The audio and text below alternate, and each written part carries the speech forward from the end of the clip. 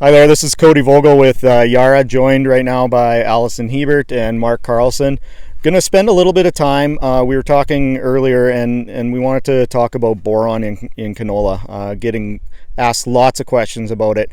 We thought it'd make a great topic for everybody to hear a little bit about and for us to elaborate on.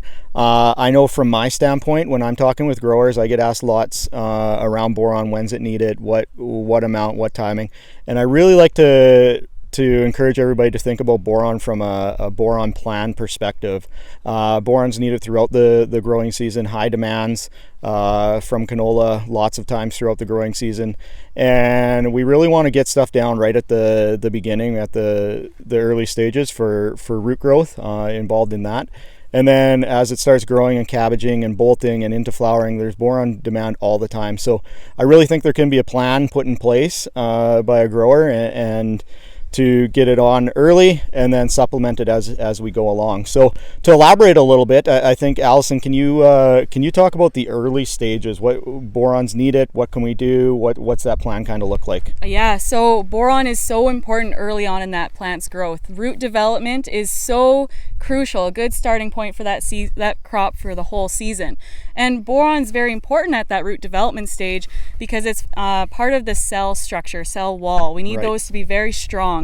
The stronger the cell walls, the more that root can really explore through the soil, find more nutrients, find more water, and that's the driving energy factor for that crop for the rest of the season. So we need it early on, get that root large and vigorous, make sure it can get throughout that whole soil profile.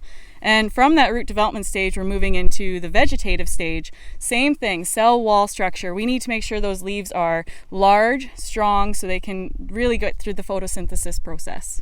Yeah, those are great comments. And once again, just that whole plan, talking about needing it early on. Get asked a lot about flowering. Probably I would say 90% of the questions around boron at flowering. People are always wondering what they can do and why is it needed then. Mark, can you talk about boron at flowering and maybe a little bit about proactive nutrition around that? For sure. Kind of piggybacking off Allison's comments, that cell division, cell differentiation, it's important. As that plant is growing and starting to flower and bush out and more branching and more flowering, it is a critical time. There's a peak requirement for boron at that point, and getting boron nutrition as part of that boron plan, this would be a good time to maybe put on a foliar boron with let's say a fungicide pass if that's convenient, and getting all the boron kind of spoon feeding as we go along the way, feeding that crop as it's flowering. Again, that pollen tube growth, that's where we're going to really have that peak demand.